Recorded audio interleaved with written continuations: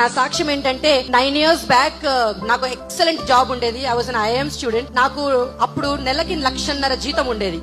నేను మరీ అంత ఎదవలా కనపడుతున్నారా? అయితే ఐఏఎస్ చదవాలని జాబ్ రిజైన్ చేసేసి 2-3 years కోచింగ్ అని ప్రిపరేషన్ చేశాను. అది రాలేదు. సో అప్పటి నుంచి ఇప్పటి వరకు నేను జాబ్ అయితే చేయలేకపోయాను. మనకు ఇన్కమ్ అయితే జీరో అప్పటి నుంచి ఇప్పటి వరకు. జూలై నెలలో అయ్యగారు ఎవరైతే అంటే జాబ్స్ లేకుండా అప్పుల్లో ఉన్నారంటే లోన్స్ ఉన్నాయి కదా, అప్పుల్లో ఉన్న వాళ్ళు నించో అంటే నేను నించున్నాను. దేవుడు నన్ను ఎవరిని ప్రేరేపించి వాళ్ళ చేయి తాకమంటే వాళ్ళు తాకుతానన్నారు. సరే నేను కూడా చేయెత్తాను. వాళ్ళు తాకిన వాళ్ళలో నా చేయి కూడా తాకారు.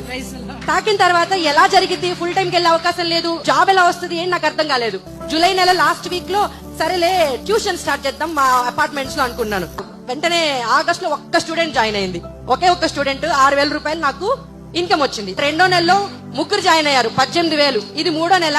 2 రోజుల క్రితం 6 ఒకేసారి జాయిన్ అయ్యారు, 9 మంది స్టూడెంట్స్ అయ్యారు. My income from next month would be 45,000 minimum. ఎంత గొప్ప అద్భుతం చేశాడంటే పిచ్చోళ్ళ గురించి వెంటనే కానీ లైవ్ లో ఇదే చూడటం